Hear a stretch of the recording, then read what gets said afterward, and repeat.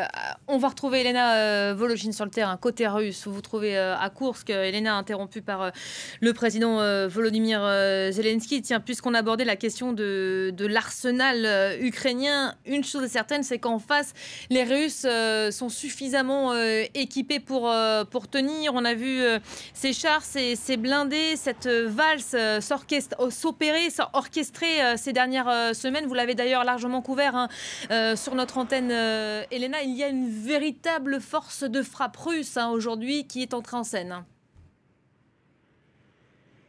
Oui, d'après ce que me disaient effectivement ces dernières semaines les experts militaires russes, c'est toute la force de frappe, toute l'armée russe qui a été mobilisée sur ce front ukrainien pour encercler l'Ukraine, pour entrer aussi via le Bélarus et cette opération était dûment préparée par la mer d'Azov, par les airs. Et donc effectivement, ce qu'a l'Ukraine aujourd'hui en face d'elle, c'est toute l'armée de Vladimir Poutine. Alors avec les États-Unis qui ont dit que sous aucun prétexte ils n'apporteront une aide militaire à l'Ukraine, et on le comprend.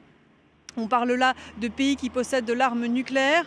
Et effectivement, on a eu l'impression au début que les Ukrainiens avaient peut-être décidé de céder finalement quelque part à la force pour éviter un bain de sang. Par exemple, on a vu du côté de la frontière où je me trouvais ce matin, j'étais à moins de 30 km du côté de Kharkiv, la ville qui, selon certaines de mes informations, je n'ai pas pu les vérifier, mais on m'a dit de sources paramilitaires que cette ville serait encerclée. Je dois encore vérifier si cela est vrai, mais en tout cas, ce qui semble être certain, c'est que l'armée russe a franchi la frontière de ce côté-là et l'armée ukrainienne n'aurait apposé aucune résistance. Souvenons-nous de ce qui s'est passé en 2014 en Crimée. L'armée russe avait encerclé les bases militaires. Il y a eu un ultimatum et on attendait de savoir s'il y aurait une guerre, puisque les soldats ukrainiens eux-mêmes avec lesquels nous nous trouvions à l'intérieur de ces bases nous disaient: on attend l'ordre de notre commandement. À l'époque, le président ukrainien Petro Poroshenko avait dit: sortez, partez, on cède la Crimée à Vladimir Poutine. C'est pour ça qu'il n'y a pas eu d'effusion de bain de sang. Alors du coup, je me demandais si c'était le même scénario qui était en train de se profiler, puisqu'on a l'impression que l'armée russe avançait assez rapidement et gagnait du terrain. Mais on vient de l'entendre, le président Volodymyr Zelensky a annoncé la mobilisation, a demandé aux hommes ukrainiens de défendre leurs terres. Il faut savoir aussi que côté russe, il y a eu un ordre de l'état-major des armées de traiter les soldats ukrainiens avec, je ne me rappelle plus du mot employé, mais c'était de ne pas maltraiter en tout cas les soldats ukrainiens, les soldats faits prisonniers, et aussi d'épargner les populations civiles.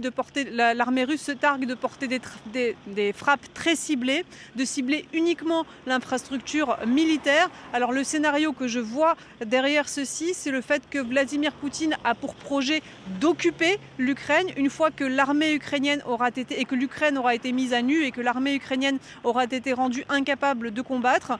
Et pour occuper un territoire qui est très largement déjà très hostile à Vladimir Poutine, eh bien, il faut éviter absolument un carnage et une catastrophe humanitaire. Et c'est là ce qui semble être le but de Vladimir Poutine: occuper l'Ukraine, mais sans effusion de sang. Elena, effectivement, des morts, ce ne serait pas bon pour Vladimir Poutine demain, d'autant qu'il y a déjà des Russes à Moscou qui ont commencé, aussi peu nombreux soient-ils, à manifester leur opposition à cette guerre. Alexei Navalny, depuis sa prison ce matin, s'y est dit largement opposé. Ce n'était pas vraiment surprenant. Il y a des dizaines de manifestants, on vient de l'apprendre anti-guerre, qui ont été arrêtés à Moscou et Saint-Pétersbourg. Ça va être difficile. Ça leur est d'ailleurs interdit de s'exprimer dans la rue. Aujourd'hui, l'ordre formel leur a été donné. Le Kremlin, il espère que les Russes vont soutenir Vladimir Poutine. Que risque-t-il de se passer côté russe? Pour l'instant, ils sont derrière le chef du Kremlin, les Russes. Le problème côté russe, c'est qu'on vit dans une réalité absolument parallèle dans cet immense pays qu'est la Russie.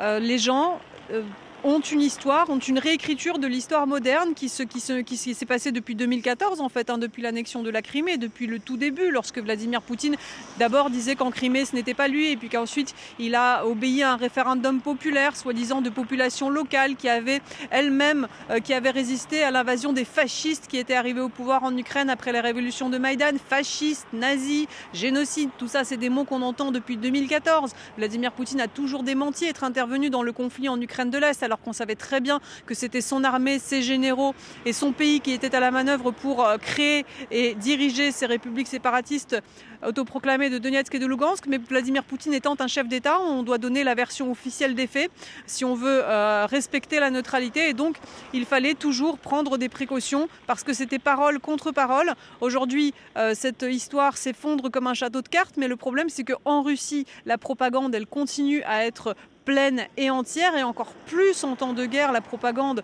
elle monte en intensité. Alors les esprits sont échaudés ici, c'est ce qu'on remarque. D'un côté il y a des gens qui commencent à trembler, à avoir peur parce qu'ils se rendent compte de ce qu'est en train de faire la Russie et de ce qu'est en train de faire Vladimir Poutine. Ceux-là ont peur de parler, il y a beaucoup de gens qui ont refusé de répondre à mes questions dans la rue, et puis en face il y a ceux qui au contraire deviennent extrêmement agressifs, anti-occidentaux. Je suis la représentante d'une chaîne de télévision française, donc pour eux je suis la représentante de l'État français, donc pour eux je porte la voix occidentale, donc pour eux je veux attaquer la Russie, alors je me fais traiter de traître par exemple. Ça c'est quelque chose qui apparaît, qu'on avait vu déjà en Crimée au moment des événements, parce qu'il y a cette propagande derrière qui échauffe les esprits, qui mène à l'agressivité. Et le problème c'est que la liberté d'expression étant totalement ou presque anéantie en Russie durant ces dernières années, au fur et à mesure, eh bien vous le disiez, avec ces arrestations de personnes qui essayent de manifester leur opposition à cette guerre et qui se font arrêter, toute manifestation publique par ailleurs étant interdite, eh bien on risque tout simplement de finir avec un pays qui devra vivre sous ce joug, qui devra vivre sous le sceau de cette fausse histoire de ce qu'est la guerre en Ukraine. Et pire encore, si Vladimir Poutine occupe l'Ukraine et si il instaure là-bas cette version de l'histoire et condamne, parce que Vladimir Poutine a dit qu'il voulait mener des procès contre tous ceux qu'il jugeait coupables de crimes. Or, on sait ce qui s'est passé dans les républiques séparatistes de Donetsk et de Lugansk. Arrestation arbitraire, exécution arbitraire au tout début, torture, emprisonnement. Donc, vraiment, il y a à craindre que le scénario en Ukraine, si occupation il y a par la Russie, eh bien, ce soit extrêmement difficile, avec notamment des millions de personnes qui seront obligées de fuir, non pas parce qu'elles fuiront des combats, mais parce qu'elles ne voudront pas vivre sous le joug de Vladimir Poutine. Merci beaucoup, Elena Voloshin, mobilisée au plus près pour